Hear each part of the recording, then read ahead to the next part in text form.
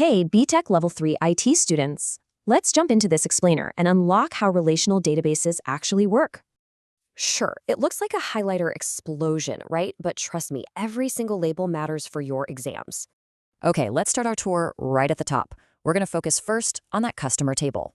See that pink row? Tuple, record. Honestly, they mean the exact same thing, just one row of data. Now that customer ID column, that's our primary key. Think of it like a totally unique fingerprint for everyone. See the unique rule on the email? If Ahmed and Sarah shared one, we'd have some serious mix-ups. Candidate keys are basically your options. Customer ID and email both work, but we just picked customer ID as primary. A super key bundles things together, like ID plus email. It identifies them, sure, but it's totally overkill. C001 is our identifier. The database doesn't care about the name Ahmed. It just reads C01.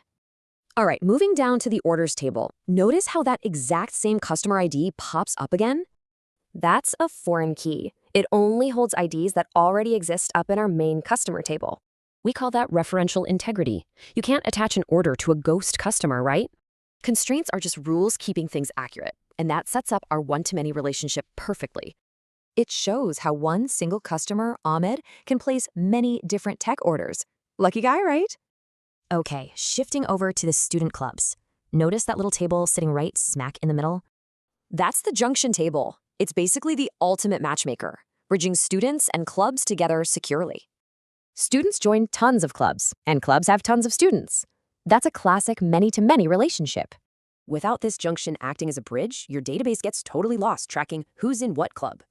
Finally, those integrity notes on the edges, they're basically the ultimate bodyguards for your entire system.